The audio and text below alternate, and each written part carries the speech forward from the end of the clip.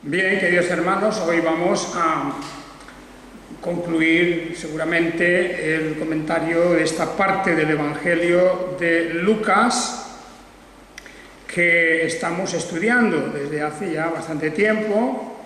En el Evangelio de Lucas, recordad que tenemos en el capítulo 21 este pasaje sobre... Primero estudiamos la cuestión de la destrucción de Jerusalén, la profecía sobre Jerusalén destruida por los ejércitos de Roma, y en segundo lugar, desde el versículo 25 al final, tenemos aquí el tema de la segunda venida del Hijo del Hombre, la venida de nuestro Señor Jesucristo en su aspecto humano. También en su naturaleza humana, en su naturaleza divina, por supuesto, pero en su naturaleza humana. Y esa cuestión es prácticamente el final de la historia de la redención, porque va aparejada la venida del Señor Jesucristo con el juicio definitivo y final, algo así como el dejar todas las cosas en su lugar, para que de ninguna manera, ninguna forma del mal, ninguna forma del pecado pueda continuar su labor en adelante. Esta cuestión de la venida del Señor, de la que ya llevamos hablando un par de semanas, es de suma importancia en el sentido de mantenernos alerta. El propósito de este discurso y de toda la enseñanza que tenemos en la Biblia sobre la segunda venida es de mantenernos alerta, de que no nos durmamos, de que no flojeemos en nuestro empeño del servicio al Señor, del testimonio, de la fraternidad, de todos los aspectos de la vida cristiana. Y ciertamente la perspectiva de que el Señor ha de venir, la esperanza que tenemos de esa venida, ha de ser uno de los grandes estímulos que en nuestra vida cristiana recibimos para perseverar, la perseverancia hasta el final, porque hay un final y es un final glorioso. Hay algunos que toman toda esta doctrina de las últimas cosas, la escatología, o las postrimerías, como le llaman también en la Iglesia romana, significa lo mismo, la postrimería es lo último, y también la escatología, usando el término griego, pues es lo mismo. Las últimas cosas, como se suele decir. Por supuesto, la muerte del creyente es un aspecto, la muerte cuando nos llegue, pero también está la resurrección y está, pues, bien sabemos, todo lo que está aparejado con la segunda venida del Señor Jesucristo. Y el juicio. Y digo que el propósito de eso es estimularnos, pero también hay algunos que toman estas profecías como una especie de, yo diría casi como si fuese un pasadizo intrincado y difícil, como si fuera un laberinto, para poder decir concretamente en cada momento dónde estamos. El último suceso que haya ocurrido, por ejemplo, ¿qué lugar tiene aquí? Vamos a encontrar, a ver en la Biblia, qué lugar tiene ese sitio, ese suceso, en qué lugar lo ponemos. Hay una especie de interés, a veces exagerado e incluso peligroso, de diseccionar los discursos proféticos, y no digamos ya del libro de Apocalipsis, del que venimos estudiando ya hace mucho tiempo, y del que llegamos a la conclusión de que el Señor no nos quiere decir nada concreto en relación al tiempo. Lo que se nos dice aquí muy claro es que las señales que se van produciendo las tomemos como que se va aproximando, incluso que está cerca. Pero cerca, en términos bíblicos y en términos cósmicos, es algo que nosotros no entendemos seguramente. Nuestra manera de medir el tiempo, incluso nuestra impaciencia, y no digamos ya nada de la utilización que se hace de todas estas cuestiones de la segunda venida de Jesucristo y de sus profecías, la utilización a veces para fines inconfesables. Las sectas utilizan mucho estos pasajes, ya decíamos el otro día, con el fin precisamente de asustar o de manipular a las personas. Y que Dios nos libre de eso. El mensaje general de la Biblia sobre este terreno, esta cuestión, sobre esta doctrina, es un mensaje de alerta. Pues ya sabéis que del día y de la hora, por supuesto, nadie lo sabe, pero no solamente es el día y la hora. Aquí leemos claramente que la venida del Señor será algo así como el ladrón que viene en la noche. El ladrón que viene en la noche. Por eso dice en el versículo 36 de Lucas 21, versículo 36, dice: así que velad en todo tiempo, rogando tener fuerza para escapar de todas estas cosas que están por suceder y estar en pie delante del Hijo del Hombre.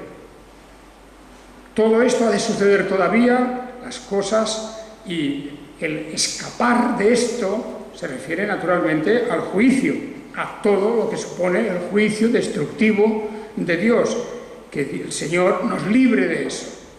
Y para ello hemos de estar velando en todo tiempo, porque esa venida no se anuncia de una manera clara hasta el instante en que se produzca.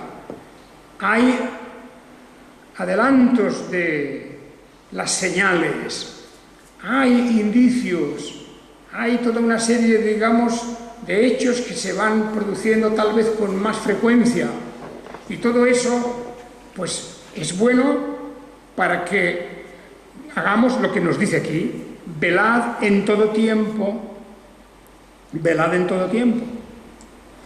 Y esto es realmente algo necesario para todos nosotros, porque la inclinación que tenemos a dejarnos arrastrar fácilmente por los cuidados de las cosas de esta vida, de este mundo, por la atracción de tantas cosas que hay alrededor nuestro que nos pueden hacer olvidar esta verdad tan importante en la Biblia, que es la venida del Señor y el juicio, que el Señor quiere que estemos constantemente alerta. Mirad la higuera y todos los árboles cuando ya brotan, lo veis y por vosotros mismos sabéis que el verano está cerca. Así también todos vosotros, cuando veáis que sucedan todas estas cosas, sabed que está cerca el reino de Dios. Sobre la cuestión de Jerusalén, aparte, que indudablemente es un aviso, fijaos, han pasado ya 2000 años casi de aquel suceso, y ese suceso está relacionado con el juicio y la venida del Señor y el fin de los tiempos. Los relaciona el Señor. Pone aquí en el mismo discurso las dos cosas. Y no solo eso, sino que hay una serie de cosas comunes, como son tribulaciones, persecuciones, como son señales especiales en el cosmos, como son terremotos y cosas de estas. Eso ocurre en una pequeña medida en el primer caso, en el caso de Jerusalén, de la caída, pero ocurrirán con más frecuencia, con mucha más abundancia, a medida que nos acercamos a los tiempos.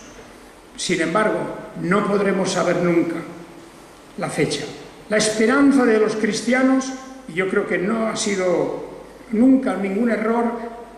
La esperanza siempre ha sido, tal vez en nuestra generación sucederá esto, tal vez nosotros los que estamos aquí hoy podremos ver el fin de este mundo y la venida del Señor. Bueno, es muy legítimo pensar eso. Incluso yo creo que es un buen ejercicio espiritual el pensar que esa venida pudiera ser durante nuestro tiempo. Pero cuidado, porque nosotros, esta generación, en los que estamos aquí ahora vivos en el mundo, pues no somos nada especial. Somos igual que la anterior y que la otra y que la que vendrá más tarde, etcétera.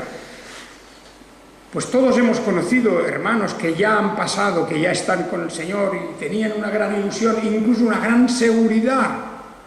Yo he conocido personas, y vosotros a lo mejor también, que estaban absolutamente ciertas de que el Señor iba a venir ya y que ellos lo iban a ver. No fue así. Pero no pasa nada por esto. La ilusión hay que mantenerla. Es que incluso es bueno. Claro, sin desviarnos hacia la herejía de incluso pues llegar a influenciar a otros o de provocar acciones en términos como las sectas provocan.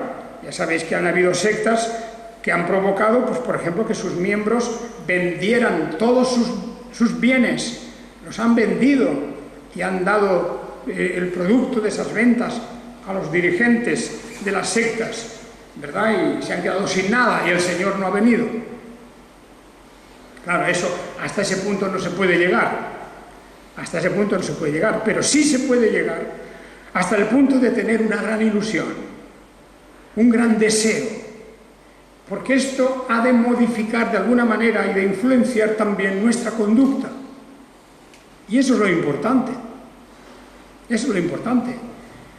Que hemos de estar velando en todo tiempo.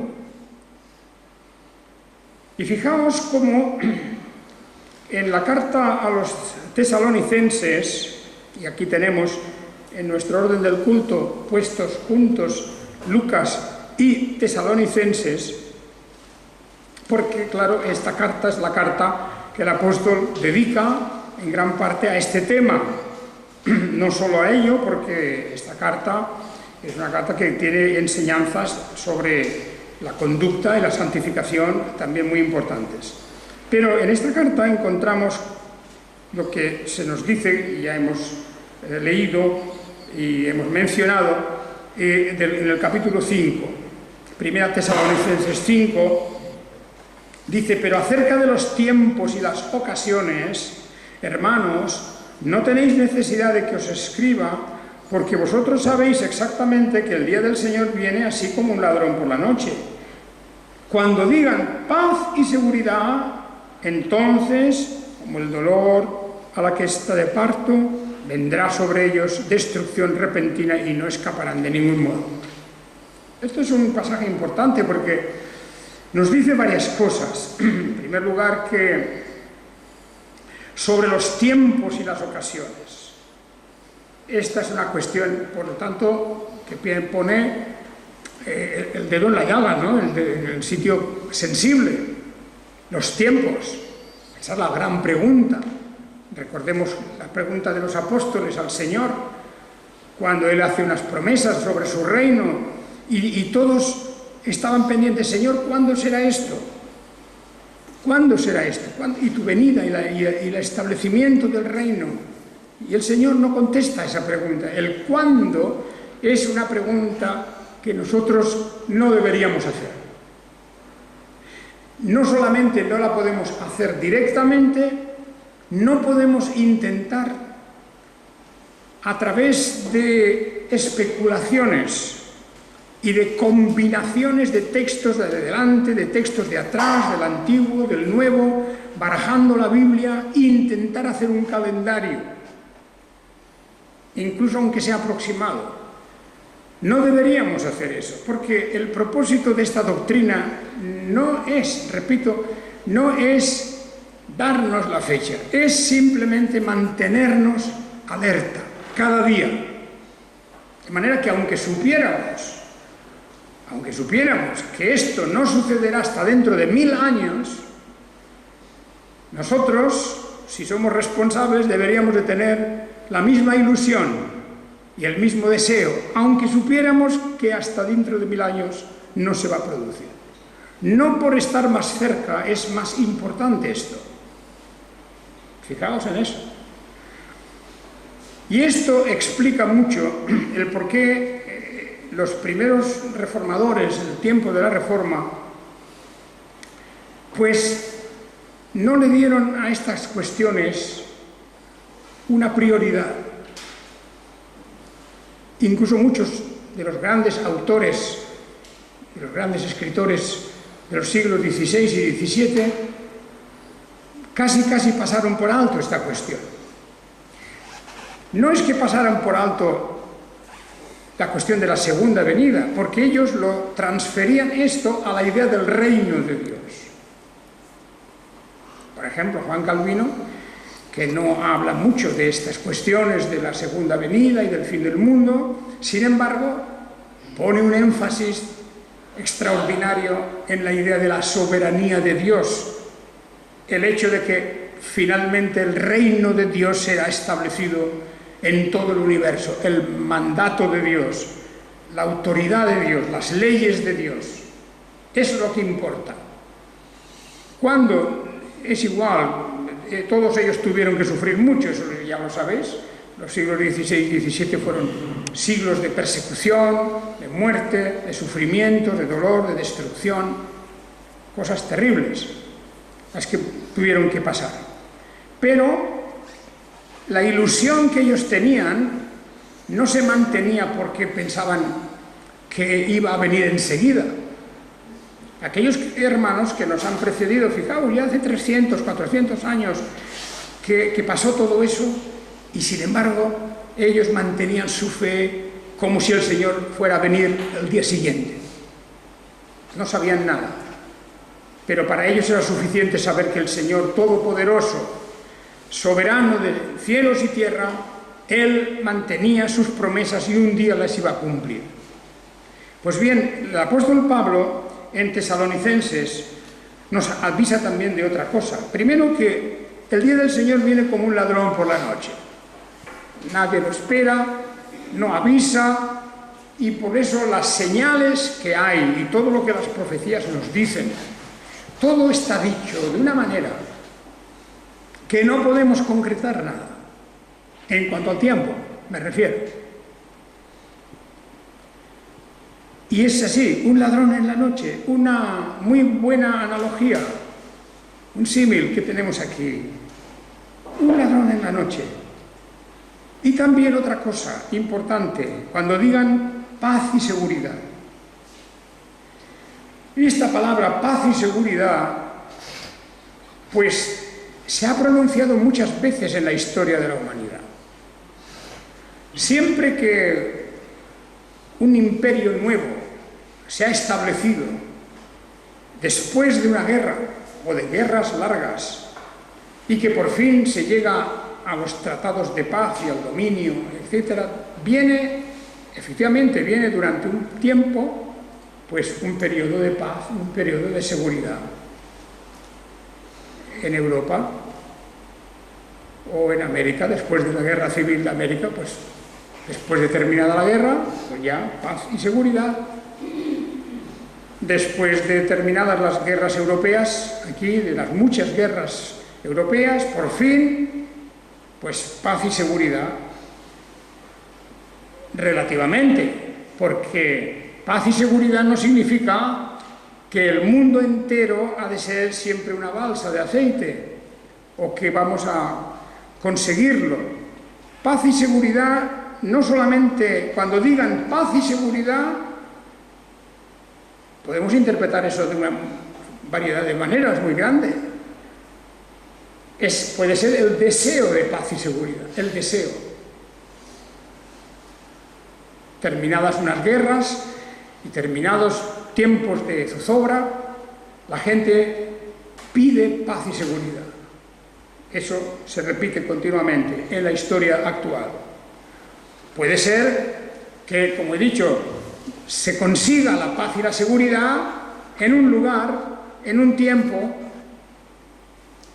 pero pensar en algo que en toda la tierra y al mismo tiempo es una interpretación, puede ser, y no digo que eso es imposible, pero pensemos que cuando digan, no, aquí no dice el texto, no dice ya tenemos paz y seguridad, no, eso parece incluso un deseo, paz y seguridad. Cuando digan paz y seguridad, entonces, como el dolor de alguien que va a dar a luz, de una mujer que va a dar a luz, dice, vendrá sobre ellos destrucción repentina. Puede ser que una parte de la población de la tierra piense que ya tiene la paz y la seguridad, puede ser que los gobernantes de la tierra, reunidos en alguna gran asamblea, por fin dictaminen que ya hay paz y seguridad, puede ser muchas cosas. Pero no podemos tomar ni siquiera este detalle como una especie, digamos, de indicación de que ya lo tenemos encima, pasado mañana. Eso no es el propósito de esta carta, ni el propósito de toda la doctrina sobre la segunda venida de nuestro Señor Jesucristo. ¿Por qué nos produce, pues, una reacción especial el hablar de la segunda venida? Pues porque, como digo, de esta manera pensamos en la soberanía de Dios. Esa es la gran lección de esta doctrina, que por fin el Señor manifestará su poder absoluto sobre todas las cosas y el mal será erradicado. El mal será vencido finalmente.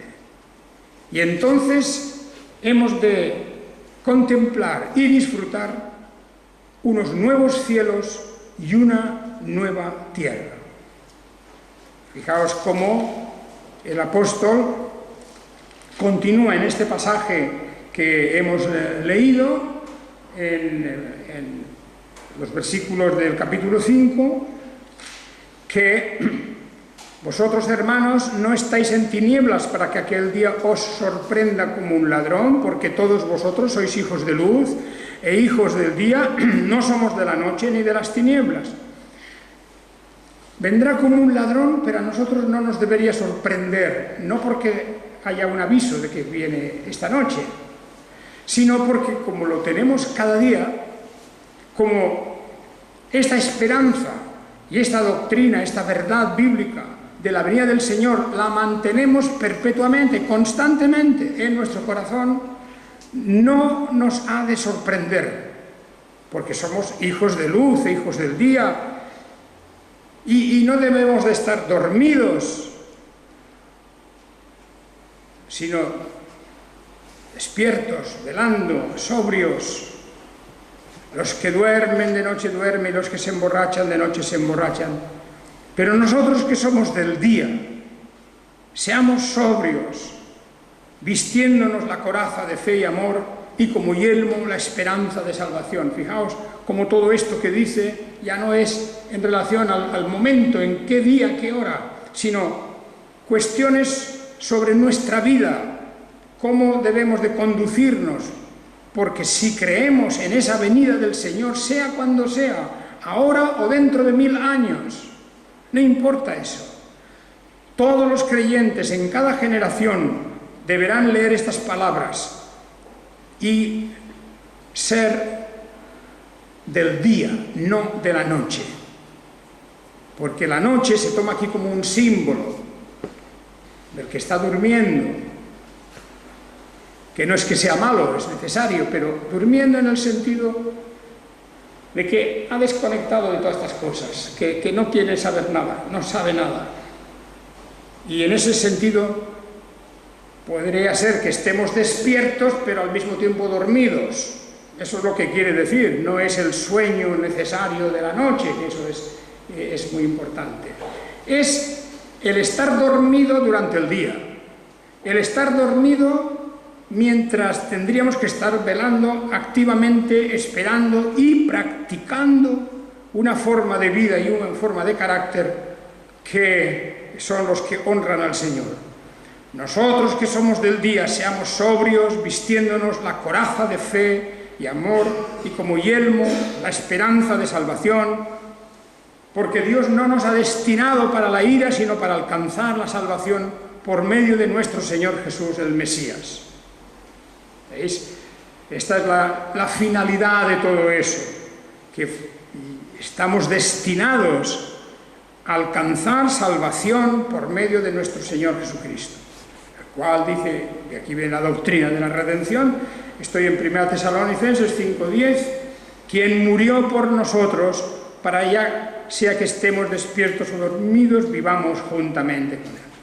Aquí despiertos o dormidos en el sentido físico de la palabra, no de los que están dormidos mientras están despiertos, mientras están durante el día, sino si esta venida del Señor viene cuando estamos en el sueño de la noche, pues como el que está despierto, pues en una parte de la tierra estarán despiertos, en otra parte estarán dormidos, pues ya sea que estemos despiertos o dormidos, viviremos juntamente con Él, porque la venida del Señor es para llevarse a su propio pueblo. También es evidente que hay una serie de hechos, en combinación con el libro de Apocalipsis. Llevamos tiempo hablando del libro de Apocalipsis y no hemos fijado nunca ninguna fecha. Incluso no hemos concretado muchas cosas. Porque el propósito del libro de Apocalipsis, libro especialmente difícil, con toda la intención, además, con esas visiones extraordinarias, con poca explicación en relación a lo que significan, menos en algunos casos concretos, es precisamente para darnos una sensación de la grandeza del Señor, de la venida de ese Señor glorioso y de la lucha a muerte entre Satán y el Mesías, el Redentor, el Salvador, donde nosotros también estamos involucrados. Por lo tanto, queridos hermanos, continuemos esperando.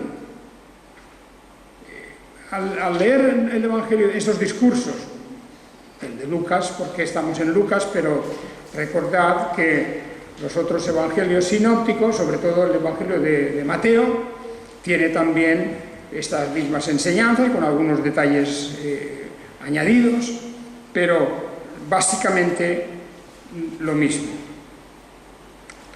Todas esas señales, en el sol, la luna, las estrellas, sobre la tierra, angustia, las gentes en desespero ante el bramido del mar y el oleaje, y los humanos desfalleciendo por el miedo y la expectación de lo que vendrá sobre la tierra habitada, porque las potencias de los cielos sean sacudidas. Bien, todo esto evidentemente son señales de la venida del Señor, pero no son señales últimas y definitivas, porque a lo largo del tiempo todo eso va ocurriendo de alguna manera. Hay señales diversas, como ayer hablábamos el domingo pasado, pues el último eclipse solar, con esa luna enrojecida como se vio, pues la luna se teñirá en sangre, por ejemplo, esa profecía o esa visión, u otras cosas, los grandes terremotos, pues pensemos en los últimos que han habido, los miles de muertos, los peligros en Japón, por ejemplo. Todas esas cosas que ocurren son repetitivas a lo largo del tiempo y mantienen nuestro espíritu en vilo, diciendo: el Señor nos viene avisando, no vivimos en un lugar estable y definitivo. Nuevos cielos y nueva tierra. Hemos leído antes en el libro de Isaías. En el libro de Isaías, precioso texto que hemos leído antes en esa profecía, también en Isaías 65. ¿Os acordáis cómo ahí el profeta manifiesta: he aquí yo creo nuevos cielos y nueva tierra, y de lo primero no habrá memoria, ni vendrán más al pensamiento. El apóstol Pedro también nos habla de estos nuevos cielos y nueva tierra. Claro, esa es nuestra gran esperanza. El día en que estemos ya en la presencia del Señor y todo absolutamente del mal y de toda desgracia, todo sea borrado de nuestra mente, porque dice, no habrá memoria. Qué inmenso es esta promesa, ¿verdad? Yo creo nuevos cielos y nueva tierra, y de lo primero no habrá memoria, ni vendrán más al pensamiento.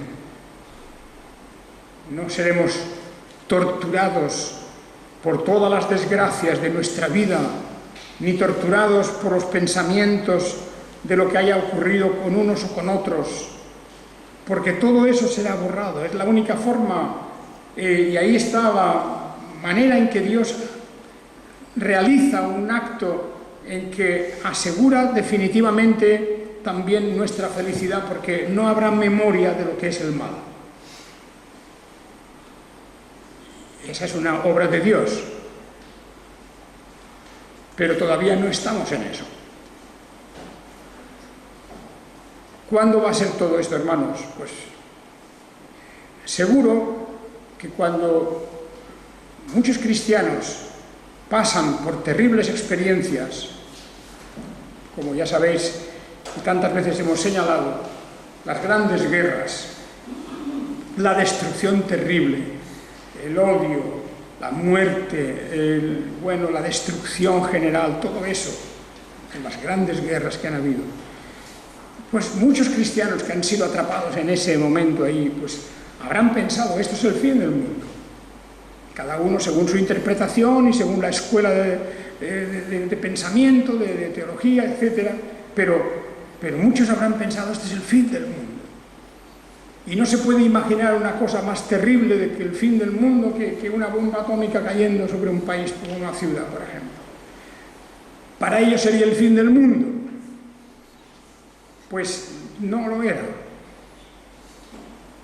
Y el libro de Apocalipsis nos habla de las cosas que han de suceder en esos términos. ¿Os acordáis cuando hablaba de como un tercio de la tierra y un tercio de las aguas, un tercio, etcétera, cómo iban ocurriendo desgracias parciales?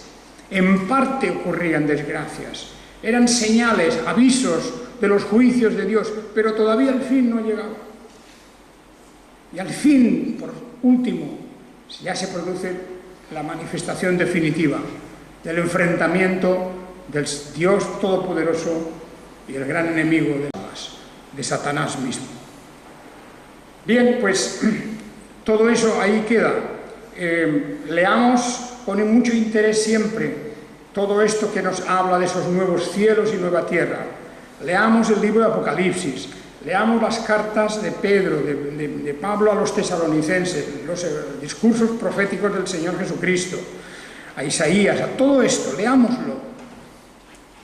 No hagamos cálculos, que es una pérdida de tiempo, sino, digamos, tanto si es hoy como si es dentro de 1000 años, la promesa del Señor se ha de cumplir y nosotros dediquémonos a aquello que hemos de dedicarnos, lo que el apóstol nos está diciendo en esa carta a los tesalonicenses y que hemos leído hace unos momentos.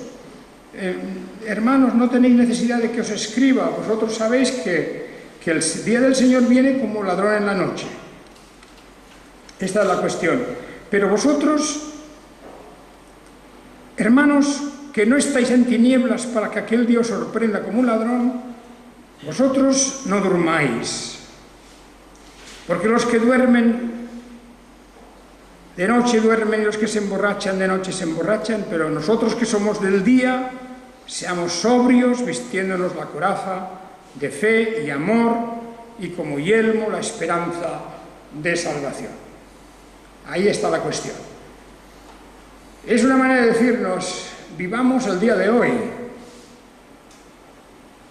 porque lo difícil es vivir el día de hoy, que es hoy, ahora, cuando tenemos que poner en práctica pues esto, la fe, el amor, la esperanza, la benignidad, la bondad. Eso es el día de hoy, ese es el día difícil. Mañana no sabemos nada. Puede ser que no estemos aquí. Así que esa es indudablemente la enseñanza principal. Y por eso podemos entender, repito, que muchos hermanos de siglos pasados no se interesaron demasiado en estos temas proféticos, porque en el día a día, el día de hoy, era terrible para ellos.